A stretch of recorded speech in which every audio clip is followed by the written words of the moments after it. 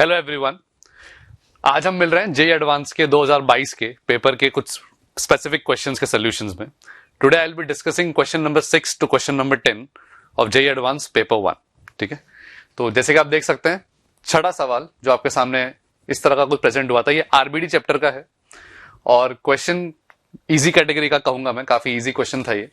और इसके अंदर दिया हुआ है कि एक सॉलिड स्फीयर है और सॉलिड स्फीयर पे एक कपल फोर्स लग रहा है 1 न्यूटन का, और ये रोलिंग विदाउट स्लिपिंग से आगे की तरफ मूव कर रहा है। इंक्लाइन प्लेन फिक्स मानना है, ठीक है। और आपसे कहा है बताइए कि एक्सेलरेशन कितना होगा अगर इस तरह के फोर्सेस इस पे लग रहे हैं।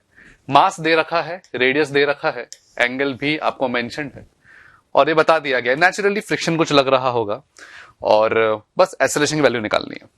तो अगर मैं इस क्वेश्चन का एफबीडी बनाऊं तो इस पर एक इधर की तरफ फोर्स लग रहा होगा और वो लगेगा 1g sin 30।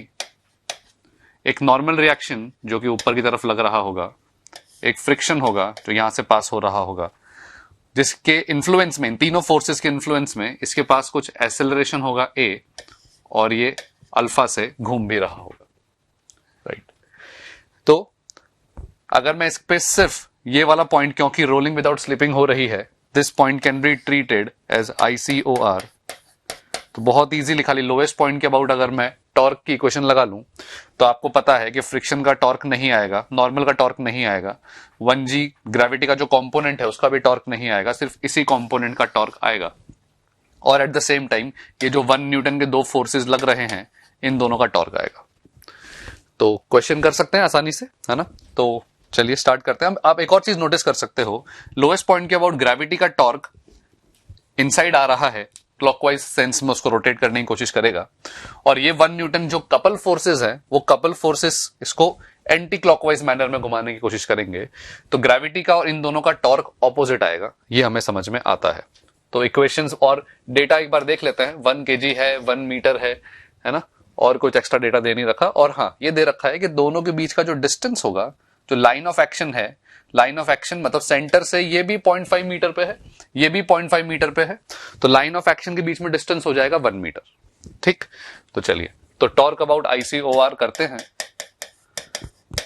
Instantaneous centre of rotation is equal to moment of inertia about ICOR into alpha.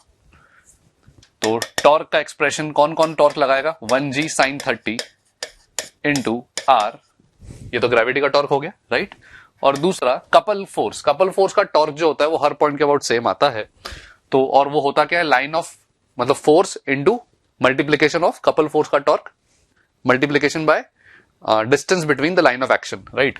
तो ये कितना हो जाएगा, तो फोर्स लग रहा है F और ये हो जाएगा 0.5 इंटू 2, डिस्टेंस हो गया, है ना, is equal to ICOR alpha, मतलब ये 2/5 mr square plus mr square into alpha. तो बस एक सिंगल इक्वेशन लिखनी थी, और जो एडवांस के स्टडीज कर रहे हैं जो स्टूडेंट्स, उन लोगों के लिए क्वेश्चन बहुत ही केक वॉक, बहुत ही इजी क्वेश्चन हो गया। तो यहां से sin 30 कितना हो गया, ये 5, रेडियस की वैल्यू 1 है तो ये हो गया 5, माइनस फोर्स की वैल्यू 1 दे रखी है तो 1 इंटू 1 इज इक्वल टू 2/5 मतलब 7/5, मास फिर से 1 है, 1 का स्क्वायर इंटू, इसको मैं कर सकता हूं, अल्फा को लिख सकता हूं A/r, r की वैल्यू फिर से 1 है। तो यहां से 4 is equal to 7/5 into a, इस तरह का एक्सप्रेशन आया। तो a is equal to 20/7 metre per second square. क्योंकि ये डेसिमल वाले इंटीजर्स थे तो इसके अंदर आप जब सॉल्व करेंगे तो ये आ जाएगा 2.6 मीटर पर सेकेंड स्क्वायर, और ये आपका करेक्ट आंसर हो जाएगा। तो पहला क्वेश्चन जो अभी हमने डिस्कस किया, क्वेश्चन नंबर 6, काफी इजी कैटेगरी का था। अगले सवाल की तरफ देखते हैं, अगला सवाल कैसा था। नेक्स्ट प्रॉब्लम जरा देखें। नेक्स्ट प्रॉब्लम में आप देख सकते हो एक LC सर्किट दे रखी है जहां पर एक इंडक्टर और एक कैपेसिटर मेंशन्ड है। प्लीज ध्यान दीजिएगा, रेजिस्टर नहीं है सर्किट में, और एरिया ऑफ द सर्किट दे रखा है 1 मीटर स्क्वायर। अब एक्सटर्नल मैग्नेटिक फील्ड में रखा है और वो जो मैग्नेटिक फील्ड है वो टाइम वेरिंग है। तो क्वेश्चन की को मैं मॉडरेट स्टेट में रखूंगा, टफ कैटेगरी में नहीं बोलूंगा, मॉडरेट क्वेश्चन है। क्वेश्चन को जरा एक बार डायग्राम पॉइंट ऑफ व्यू से समझते हैं। एक कैपेसिटर है, एक इंडक्टर है, और इसके अंदर मैग्नेटिक फील्ड जो है वो टाइम का फंक्शन है। तो बहुत नेचुरल सी बात है, ईएमएफ इंड्यूस होना चाहिए। और ईएमएफ इंड्यूस कैसे लिखेंगे, d phi by dt का मॉड, जो कि बहुत इजीली आप लिख सकते हो area into DB by D T. Reason बहुत सिंपल सा कि एरिया तो कांस्टेंट है, डीबी बाई डी टी की वैल्यू सिर्फ बीटा के बराबर आ जाएगी, तो यहां से आपका expression A beta, beta already known है, एरिया 1 है, तो 0.04 वोल्ट। तो इफेक्टिवली ये जो सर्किट है ये कुछ भी नहीं है, एक 0.04 वोल्ट की एक बैटरी आ जाएगी। अब आप देखिए, अगर मान लेता हूं मैंने अंदर की तरफ फ्लक्स बढ़ रहा था तो सर्किट में इस तरीके से इंड्यूस होगा कि उसको अपोज कर सके, और ये बैटरी 0.04 वोल्ट की आ रही है, सॉल्व करके पता लग गया। अब हमारे पास एक एलसी सर्किट दे रखा है जिसके अंदर एक बैटरी है, और आपसे बस इतना सा पूछा है, बताइए इसमें मैक्सिमम मैग्नीट्यूड ऑफ करंट कितना होगा। अब ये ईएमआई के चैप्टर में हम डिटेल में इसका एनालॉजी भी पढ़ते हैं, और एनालॉजी से इस क्वेश्चन को आप बहुत तेजी से कर सकते हैं कि इंडक्टर और कैपेसिटर का जो कॉम्बिनेशन होता है वो ये कॉम्बिनेशन सिर्फ एक स्प्रिंग और ब्लॉक के कॉम्बिनेशन के बराबर होता है। ठीक है, अगर ये चीज आपको पता है तो क्वेश्चन बहुत क्विकली आप कर पाओगे। तो जरा देखें, तो मैं आपको थोड़ा सा बता देता हूं इसके बारे में आइडिया कि अगर एक कैपेसिटर है और एक इंडक्टर है और यहां पर एक बैटरी भी रखी हुई है, तो भली बैटरी रखें ना रखें, बैटरी का असर ये वैसे ही बिहेव करेगा जैसे एक एक्सटर्नल फोर्स बिहेव करता है सिंपल हार्मोनिक मोशन में।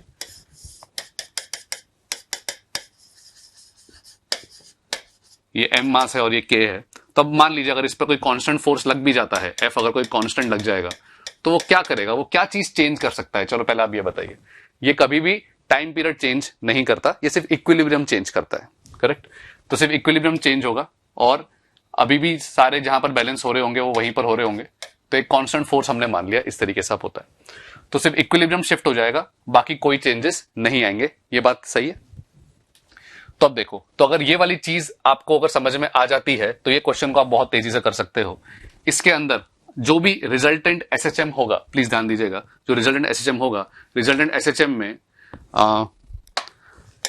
आप जो वेलोसिटी आएगी इसकी, ठीक है, इसका इक्विलिब्रियम कहीं यहां से शिफ्ट हो जाएगा, दैट आई एग्री, इक्विलिब्रियम कहीं यहां आ जाएगा, और जो रिजल्टेंट वेलोसिटी जो वी मैक्स होगी, क्या वो नेचुरली ओमेगा इंटू ए होगी। ठीक है, तो इन दोनों सिस्टम्स में जो चीज ध्यान रखनी होती है कि एक्स, इस सिस्टम का एक्स और इस सिस्टम का चार्ज सेम तरीके से बिहेव करते हैं, वेलोसिटी का बिहेवियर जो होता है वो यहां पर करंट का बिहेवियर होता है, और जो एक्सेलरेशन का बिहेवियर होता है वो D i by D T का बिहेवियर होता है। अगर ये चीज आपको पता थी तो आप जरा सोचिए, तो आई मैक्स का एक्सप्रेशन इसमें जब लिखने बैठेंगे, आई मैक्स वो कितना आ जाएगा, वो omega into Q max. Omega की वैल्यू एलसी सर्किट में हमें पता है 1/√LC होती है, और क्यू मैक्स की वैल्यू निकालनी है। ठीक है, कि क्यू मैक्स कितना हो सकता है। अब क्यू मैक्स की वैल्यू कैसे निकाल सकते हो, इस पूरे सिस्टम के अंदर अगर ये ईएमएफ ई है और क्यू मैक्स हमें निकालना है, तो क्यू मैक्स के बारे में जरा देखते हैं, क्योंकि आई मैक्स होगा क्या, क्यू मैक्स का मतलब आप समझ लीजिए एम्पलीट्यूड। ठीक है, जो इक्विलिब्रियम से कितना आगे जाएगा वो वाली चीज। ठीक है, एम्पलीट्यूड आपको ध्यान आ रहा है ना, एम्पलीट्यूड क्या होता है। ठीक है, तो वी मैक्स की वैल्यू ओमेगा इंटू ए होगी जो एम्पलीट्यूड के बराबर होगी। वैसे ही यहां पर भी अपना एक इक्विलिब्रियम आएगा। अब इक्विलिब्रियम में कितना चार्ज होगा और एम्पलीट्यूड कितना होगा उसके बारे में हमें पता लगाना है। ठीक है, तो चलिए इसको कर लेते हैं। अब ये बहुत आसान हो गया, क्वेश्चन में कुछ बचा नहीं। यहां पर अगर मैं e minus l d i by D t minus Q by c equal to 0 कर लेता हूं, है ना, तो यहां से मुझे खाली चार्ज की इक्वेशन निकालनी है, और ये आप ऐसे समझ लो क्यू मैक्स लिखा है मतलब ये एम्पलीट्यूड ऑफ चार्ज लिखना है मुझे बस। एम्पलीट्यूड ऑफ चार्ज की बात करनी है, तो एम्पलीट्यूड ऑफ चार्ज तो चेंज होगा ही नहीं, एम्पलीट्यूड ऑफ चार्ज अभी भी कितना आएगा, वो सीवी का सीवी ही आने वाला है। ठीक है, तो इससे क्या होगा, इक्विलिब्रियम शिफ्ट हो जाता है, और कुछ नहीं होता, सिर्फ इक्विलिब्रियम शिफ्ट हो जाएगा। जैसे मान लीजिए कि ये नहीं होता, तो क्या इस कैपेसिटर पे जो मैक्सिमम चार्ज आता या कितना आता वो आप निकाल सकते हो। कैसे निकालोगे, जरा देखो, आपको ये इक्वेशन दिख रही है, ये एक एचएम की इक्वेशन है ढंग से देखा जाए तो। कैसे, ईसी, या इसको ऐसे ही रहने देते हैं, ई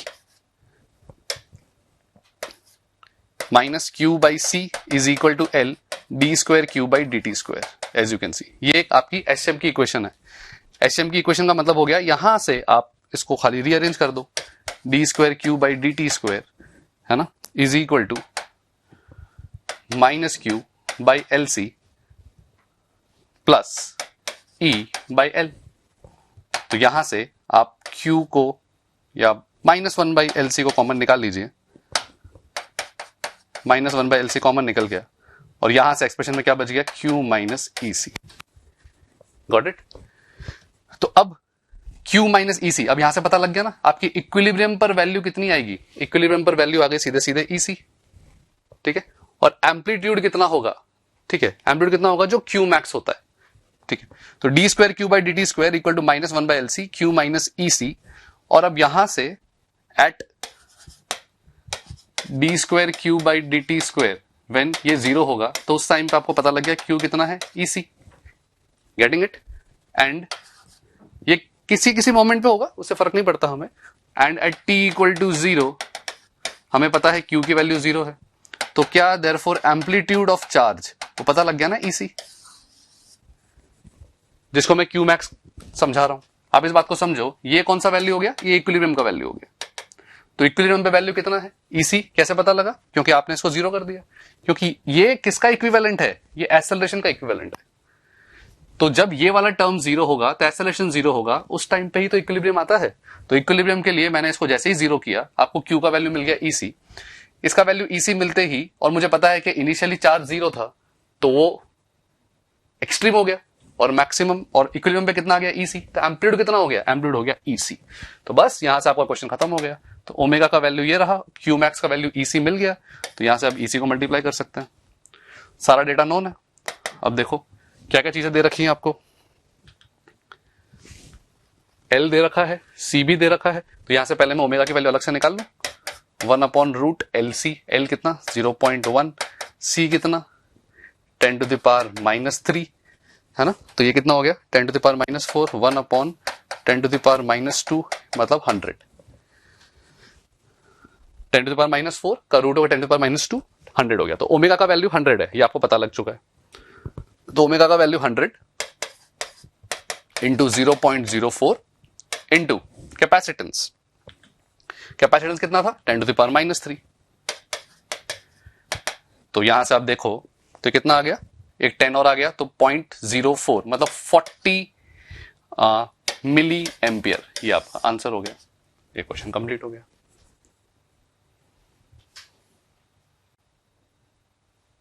अगला प्रॉब्लम क्वेश्चन नंबर 8, जरा इसको देखते हैं। ये प्रोजेक्टाइल मोशन का क्वेश्चन है, ये इजी टू मॉडरेट की कैटेगरी में रखेंगे। इस तरह के प्रॉब्लम्स हम जनरली क्लास में करते भी हैं, तो मुझे लगता है कि मैक्सिमम स्टूडेंट से ये क्वेश्चन इजीली बन गया होगा। जरा देखिए, एक पार्टिकल को बोला है v की स्पीड से फेंका है एंगल थीटा पे, और इसका रेंज, पूरा रेंज जो होता है वो d आता है, ऐसा कह दिया है। मतलब ये d/2 और ये भी d/2, ऐसा कुछ होना है, ठीक। लेकिन अब क्या इन्होंने बोला कि जब ये पार्टिकल अपने हाईएस्ट पॉइंट पे होता है, उसके जस्ट बाद ग्रेविटी को अचानक से हम चेंज कर देते हैं। पहले ग्रेविटी g था हाफ मोशन में, और बाद में ग्रेविटी g' हो गया। यहां की जो स्पीड है वो v cos थीटा है, वो तो होती है क्योंकि हमें पता है हॉरिजॉन्टल स्पीड कभी चेंज नहीं होगी। तो यहां पे जो चीजें हमें ऑलरेडी नोन है वो क्या क्या चीज है, जैसे रेंज का एक्सप्रेशन वो हम याद करते हैं, u² sin 2 थीटा बाई जी, तो v² 2 sin theta cos theta by g, ये आपका d का एक्सप्रेशन है।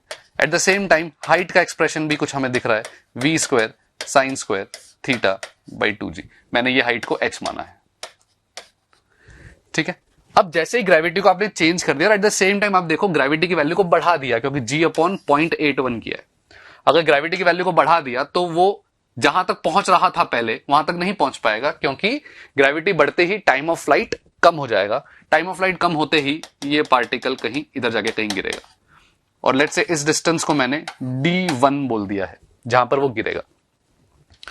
तो क्या d1 की वैल्यू को हम निकाल सकते हैं, वो होगा v cos theta into time of flight, जो भी यहां से लेकर यहां तक का टाइम होगा, ठीक। और वो कितना होगा, वो सिर्फ हाइट का फंक्शन होगा, क्योंकि वर्टिकली इस मोमेंट पे इनिशियल स्पीड y डायरेक्शन में 0 थी, ठीक है। तो चलिए इसको निकाल लेते हैं। तो देयरफॉर d1 की वैल्यू कितना हो गई, v cos theta under root के अंदर 2h बाई g डैश।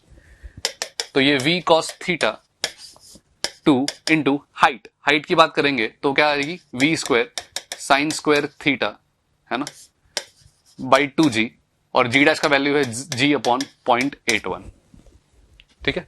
तो आप देख सकते हैं 2 से 2 कैंसिल हो गया, जो भी कांस्टेंट्स बन रहे हैं जैसे g² बन गया, v² sin² बन गया, ये सब बाहर आ जाएंगे। तो ये क्या बन गया, v² sin theta cos theta by g under root 0.81, got it. ये एक्सप्रेशन कुछ भी नहीं है, ये d/2 है जो ओरिजिनल रेंज थी, तो d/2 इंटू 0.9। सो देयरफॉर अब मुझे तो पता लगाना था d डैश, d डैश क्या होगा, d/2 तो वही रहेगा, प्लस ये जो नया d1 डिस्टेंस है वो d/2 इंटू 0.9, तो ये हो गया d/2 इंटू 1.9। तो 1.9 मतलब कितना हो गया यहां से, अब अगर रेशियो लेंगे तो 0.95 इंटू डी। तो आपसे पूछा ही क्वेश्चन में ये था कि d डैश बाई डी का वैल्यू बताइए, तो वो 0.95 हो जाएगा और ये क्वेश्चन आपका डन हो जाएगा। चलिए अगला क्वेश्चन आप देखेंगे जरा, तो ये अब स्टार्टिंग में जो 3 क्वेश्चन डिस्कस किए वो इंटीजर बेस्ड थे, है ना। अब जो आगे की कैटेगरी है वो है मल्टीपल करेक्ट, कि आपके पास हो सकता है कि A option, B option, C option multiple correct हो सकते हैं। तो जरा क्वेश्चन को जरा समझते हैं। कैपेसिटर का ये मैं बोलूंगा मॉडरेट टू टफ है, क्योंकि इसके अंदर थोड़ी कैलकुलेशन थोड़ी ज्यादा इन्वॉल्व थी, बच्चों के लिए टाइम कंज्यूम ज्यादा हो सकता है इस पर्टिकुलर क्वेश्चन में। तो क्या है, मीडियम हैविंग डाइलेक्ट्रिक कांस्टेंट के इक्वल टू 1, है ना, के सॉरी ग्रेटर देन 1, और आपको कहा है fills the space between the plates of a parallel plate capacitor. The plates have large area and the distance between them is d. ठीक है, d डिस्टेंस ये एक सिस्टम दे रखा था। फिर क्या किया, कैपेसिटर की बैटरी से कनेक्टेड रखा और फिर इन दोनों प्लेट्स को सेपरेट कर दिया, दूर कर दिया, और कितने डिस्टेंस से कर दिया, d/2 से, from their original position as shown. तो मतलब ये 2 सिचुएशन है, फिगर ए और फिगर बी। तो फिगर ए में कैपेसिटर की जो प्लेट्स थी उनके बीच में दूरी d थी, बाद में दूरी 2d कर दी, डाइलेक्ट्रिक वो अंदर का अंदर वैसे का वैसे ही रहने दिया। तो अब इसमें क्या क्या चीजें पूछी हैं आपसे, जरा उस पर ध्यान देते हैं। In the process of going from the configuration depicted in obviously figure A से फिगर बी पे जाने में क्या क्या चेंजेस होंगे, इसके बारे में कमेंट करना है। तो electric field inside dielectric material is reduced by a factor of 2k, ये चीज पूछी है कि बताइए इलेक्ट्रिक फील्ड डाइलेक्ट्रिक मटेरियल में कैसे चेंज हुई, क्या हुई, ये सारी बातें। कैपेसिटेंस कैसे डिक्रीज हुआ, इस पर कमेंट। वोल्टेज पे भी कमेंट, वर्क डन पे भी कमेंट, मतलब आपसे हर चीज पूछ ली है। एक चीज तो पहले ही देख सकते हो, voltage between the capacitor placed is increased, तो ये तो डायरेक्टली देखते ही गलत हो गया, क्योंकि बैटरी कनेक्टेड है, तो हमेशा बैटरी अगर कनेक्टेड है तो वोल्टेज तो वी ही रहेगा। तो सी ऑप्शन को एटलीस्ट बच्चों को टाइम नहीं लगा होगा सोचने में, सी तो सीधे सीधे क्लियरली पता है कि वोल्टेज तो चेंज नहीं होगा, तो सी तो खत्म हो गया। अब बात आती है ए, बी और डी, इन तीनों ऑप्शंस की। तो जरा सिचुएशन देखते हैं क्या हो रहा है। तो मान लेता हूं कि जब एयर फिल्ड कैपेसिटर था, ठीक है, जब एयर फिल्ड कैपेसिटर था उसका कैपेसिटेंस मैंने सी नॉट मान लिया, एयर फिल्ड का, ठीक है, ध्यान रहे। जब डाइलेक्ट्रिक भी नहीं थी मैंने एयर फिल्ड मान लिया, और जब इसको डाइलेक्ट्रिक से भर दिया तो नेचुरली उस केस में कैपेसिटेंस कितना हो जाएगा, के सी नॉट। अग्रीड, सही बात है। और ये डिस्टेंस कितना था, डी। तो सी नॉट की वैल्यू अगर मैं लिख दूं यहां पे तो पहले से लिख सकते हैं A epsilon not by D. तो ये मेरा C1 कैपेसिटेंस था, जहां पर डाइलेक्ट्रिक को मैंने भर दिया एंड स्टफ, वो एयर फील्ड का था C नॉट, ठीक है। दूसरी तरफ अब दूसरा सिचुएशन क्या है, अब आपके सामने कुछ ऐसी सिचुएशन ले आए हैं ये लोग, जहां पर ये डिस्टेंस तो अभी भी d है, बाकी बचा हुआ डिस्टेंस d/2 और ये डिस्टेंस भी d/2, बैटरी अभी भी कनेक्टेड है, सही बात है ना। तो अब ये सिस्टम कैसे बिहेव करेगा, ये सिस्टम आपको दिख रहा है, 2 कैपेसिटर सीरीज में है, एक कैपेसिटर ये रहा, एक कैपेसिटर ये रहा, ठीक है। और इस ये एयर फील्ड हो जाएगा d डिस्टेंस, और ये d डिस्टेंस क्या हो जाएगा, जो डाइलेक्ट्रिक से भरा हुआ है। तो ये दोनों सीरीज में होने की वजह से हम क्या C इक्विवेलेंट निकाल सकते हैं, है ना। तो चलो इसका निकाल लेते हैं। तो 1/C equivalent is equal to 1/C1 plus 1/C2। तो 1/C1 की वैल्यू, है ना, यहां पर C1, हालांकि जब मैंने इसको बोला हुआ है तो इसको मैं C1 डैश और C2 डैश लेके C2 निकाल लेते हैं इसका पूरा, ठीक है। तो 1/C इक्विवेलेंट मतलब 1/C2 की वैल्यू निकाल रहा हूं मैं, और ये C1 डैश और C2 डैश ऐड कर रहा हूं।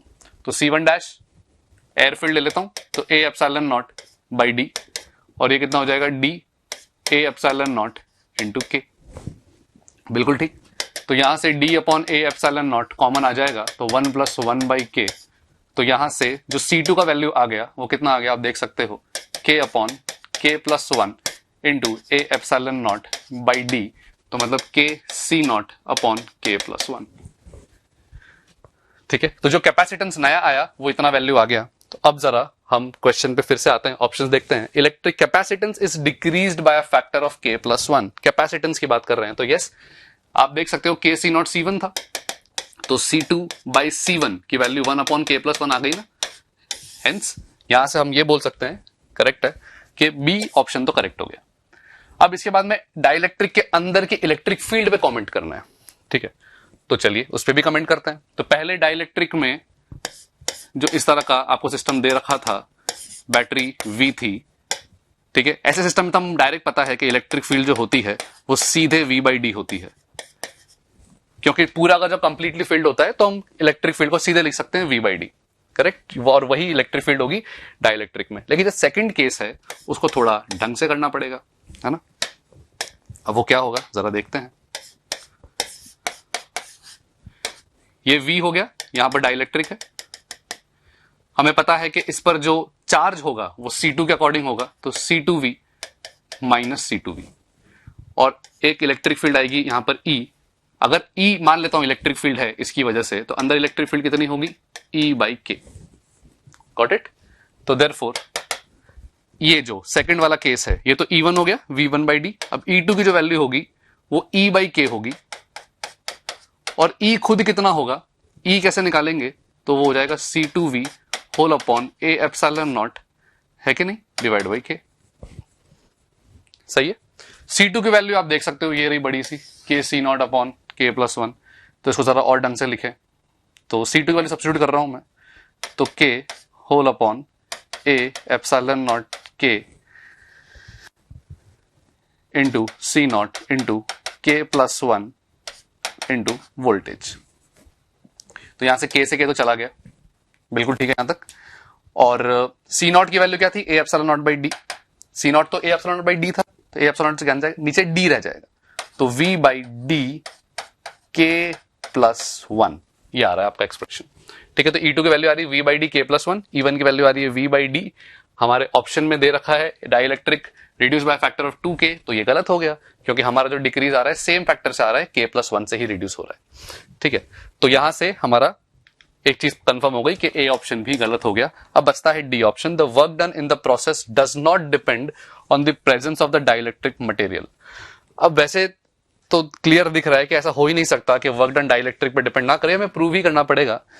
लेकिन आपको समझ में आ जाना चाहिए कि अगर डाइलेक्ट्रिक प्रेजेंट है तो वर्क डन डाइलेक्ट्रिक पे डिपेंड करता है। वैसे तो चलो ठीक है, हम प्रूव कर लेते हैं। डी ऑप्शन की बात अगर करें तो वो कैसे होगा जरा देखो। तो अगर वर्क डन की बात करूंगा तो इसमें कौन कौन वर्क करने वाला है, एक तो बैटरी वर्क डन करेगी, सही बात है, और जो भी एक्सटर्नल एजेंट जिसने प्लेट्स को दूर किया वो वर्क करेगा, ठीक है। इनिशियली कुछ पोटेंशियल एनर्जी होगी, फाइनली भी कुछ पोटेंशियल एनर्जी होगी। हम ये मान के चल रहे हैं कि जो भी चीजें हुई होंगी बहुत स्लो हुई होंगी ताकि हीट का कोई डिसिपेशन ना हो। तो बैटरी का work done, initial potential energy, final potential energy, ये सारी वैल्यूज आप निकाल सकते हैं आसानी से।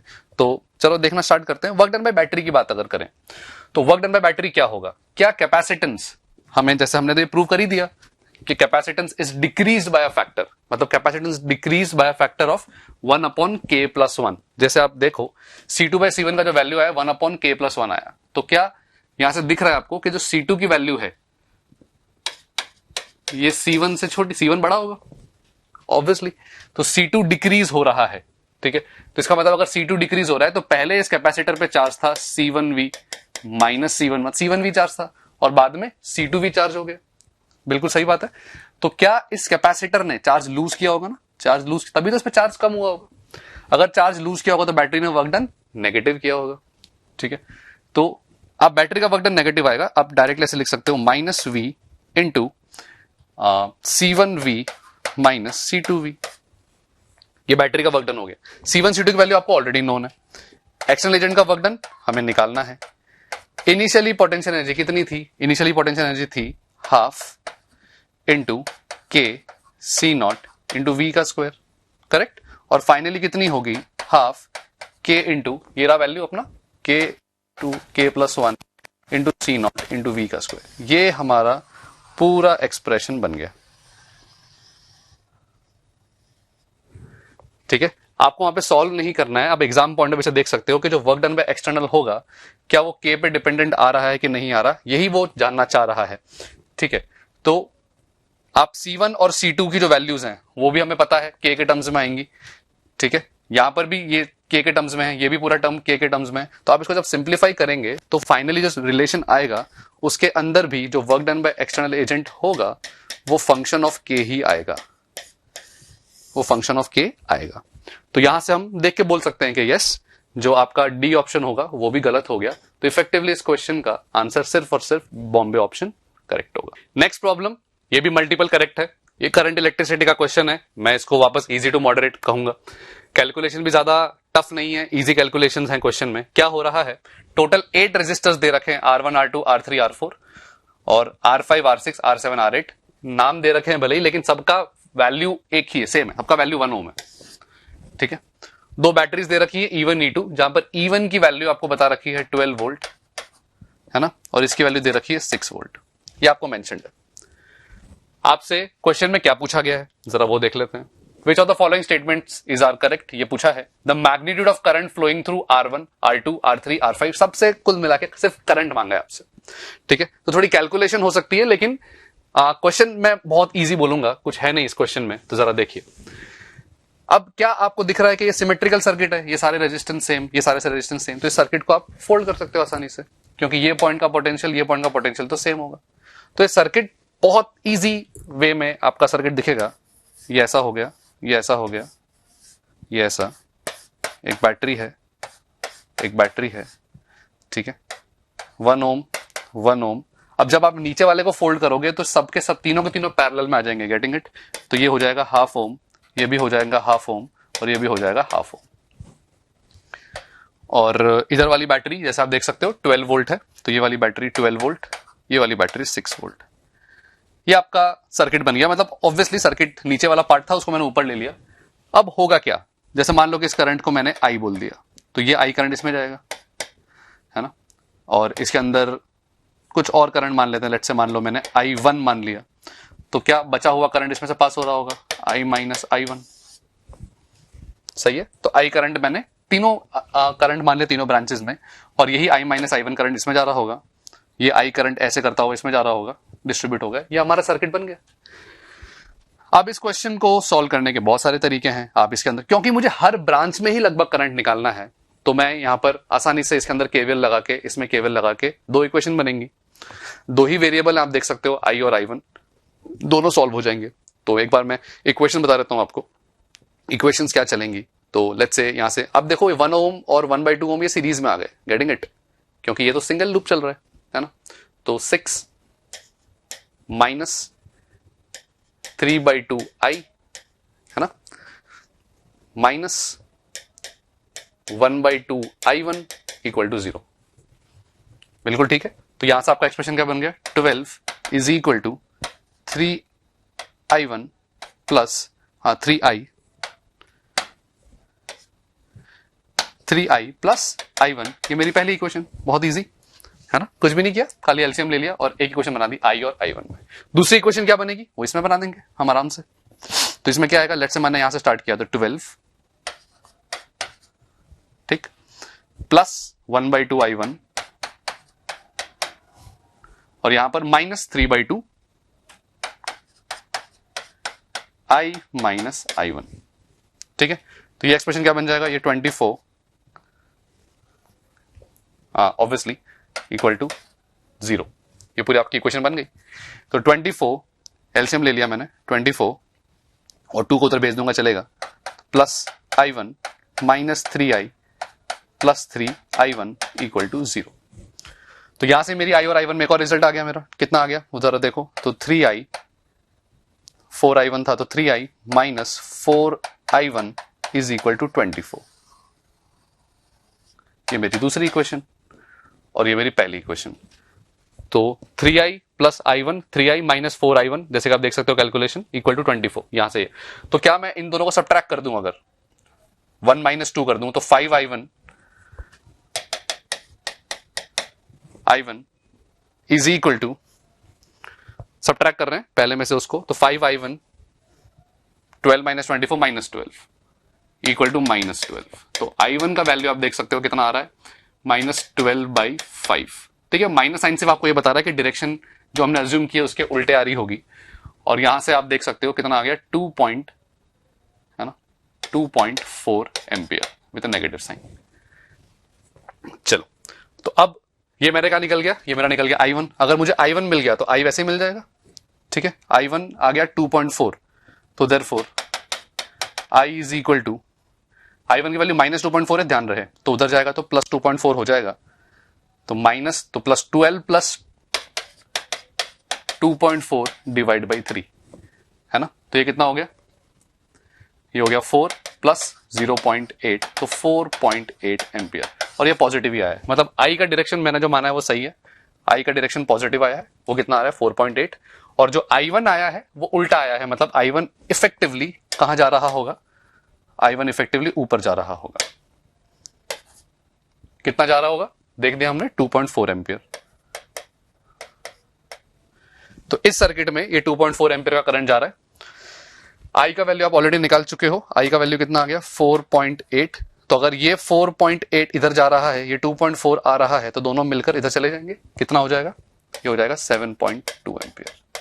चलिए अब क्वेश्चन पे आते हैं। अब मुझे ऊपर के तीनों ब्रांच में, अब जरा सोचो हुआ क्या है, ये सिमेट्री है ना। ये करंट अगर यहां से 4.8 आता, तो अब हमारी ओरिजिनल ब्रांच में तो नीचे भी ब्रांच है, नीचे भी ब्रांच है, हाँ या ना। तो ये 4.8 दोनों में बटेगा ना। तो ऊपर वाले ब्रांच में कितना करंट मांगा, जैसे देखो R1 R2 R3 और R5 में बाकी है, मांगा है ना। तो ये R1 R2 R3 और R5 कहां, ये रहा। तो अब से देखो, यहां से तो मेरा जो करंट आ रहा है, यहां से जो मेरा करंट आ रहा है वो कितना आया था, अभी हमने देखा, जो I का वैल्यू आया, I का वैल्यू यू कैन सी 4.8, ये कितना है 4.8। तो अगर ये 4.8 होगा बच्चे, तो इन दोनों में बढ़ जाएगा, यहाँ पे 2.4 एम्पियर, तो यहाँ पे 2.4 एम्पियर। तो R5 का आंसर भी मिल गया, R5 का कितना आ गया 2.4। तो क्या ऐसा कोई ऑप्शन दे रखा है, तो R5 से 2.4 बिल्कुल ठीक हो गया, ये करेक्ट हो गया। अब क्या पूछा है, R1 R2 R3 इन तीनों से करंट मांगे हैं। तो देखें जरा, R1 R2 R3, और यहां से हमने देखा था 7.2, तो और इस वाली ब्रांच में करंट पता लग गया था, कितना था, I माइनस I1 था ना। तो यहां पर तो 7.2 एम्पियर आएगा ही आएगा। तो यहां से कितने कितने आएंगे, इक्वल बढ़ जाएंगे, तो 3.6, और यहां से भी 3.6 आएगा, तभी तो यहां पे 7.2 जाएगा, सही है ना। तो ये 7.2 4.8, तो यहां पे 5.8 6.8, तो इधर कितना जा रहा होगा, इधर जा रहा होगा 2.4/2, यहां पर भी जा रहा होगा 2.4/2, मतलब 1.2। तो R1 में कितना आ गया 7.2, तो जरा ऑप्शन देखें, R1 में आ गया 7.2, ये भी करेक्ट। फिर R2 में 1.2 बोला है, तो R2 में 1.2, ये भी करेक्ट, 2.4/2 है ना, तो ये भी करेक्ट हो गया आपका। और R3 में 4.8 कहा है, R3 कौन सा है, R3 ये 4. ये भी करेक्ट हो गया। तो चारों ऑप्शन इसमें करेक्ट हो गए आपके A B C D, और ये क्वेश्चन आपका डन हो गया। Thank you.